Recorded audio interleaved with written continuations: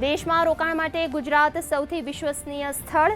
નીતિ આયોગના ઇન્ડેક્સમાં 56.6% સ્કોર સાથે મેળવ્યું ટોચનું સ્થાન. ઉદ્યોગલક્ષી નીતિઓ, નાણાકીય વ્યવસ્થાપન અને રોકાણને પ્રોત્સાહન આપતા સુધારાઓને કારણે રોકાણકારોની પ્રથમ પસંદગી બન્યું ગુજરાત. અવકાશ ક્ષેત્રે ભારતની નવી સિદ્ધિ. શ્રીહરિકોટાથી વિક્રમ-1નું સફળ લોન્ચિંગ. વિશ્વ સમક્ષ ખાનગી સ્પેસ શક્તિનો લહેરાયો પરચમ. પ્રધાનમંત્રી નરેન્દ્ર મોદીએ સ્કાયરૂટ એરોસ્પેસની સમગ્ર ટીમને પાઠવ્યા અભિનંદન.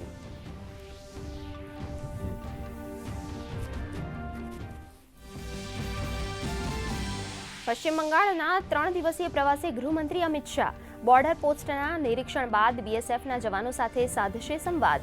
કાયદા અને વ્યવસ્થાની સ્થિતિની પણ કરશે સમીક્ષા.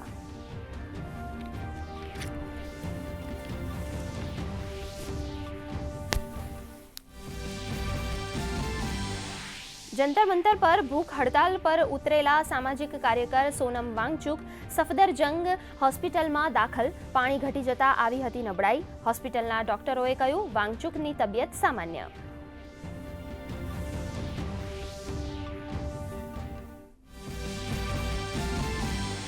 મુખ્યમંત્રી ભૂપેન્દ્ર પટેલે ગાંધીનગરના મહુંદરા ગામેથી આપ્યો પ્રાકૃતિક ખેતીનો સંદેશ.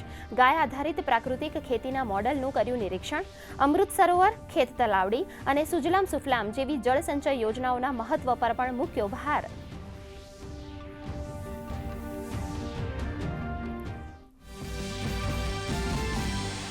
નાગરિકોના આરોગ્ય સાથે થતા ચેડા અટકાવવા રાજકોટ મનપાની વ્યાપક ઝુંબેશ. છેલ્લા 20 દિવસમાં 1100થી વધુ ખાણીપીણીની પેઢીઓમાં કરી સઘન તપાસ. 310 પેઢીઓને ફટકારાઈ નોટિસ. 28 પેઢીઓ સીલ.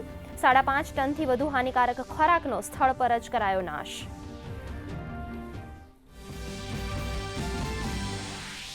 દક્ષિણ ગુજરાત અને સૌરાષ્ટ્રમાં મેઘરાજાનો નવો રાઉન્ડ. વલસાડના ધરમપુર, નાના પોંઢામાં અડધા ઇંચથી વધુ વરસાદ. આગામી 7 દિવસ રાજ્યમાં હળવાથી મધ્યમ વરસાદની આગાહી. માછીમારોને દરિયો નહીં ખેડવા સૂચના.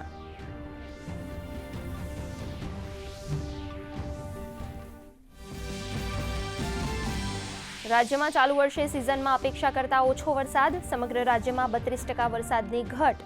દ્વારકામાં 96% વરસાદની અછત. તો રાજ્યના કુલ 206 જળાશયોમાં કુલ સંગ્રહ ક્ષમતાના 40.88% જેટલો પાણીનો સંગ્રહ.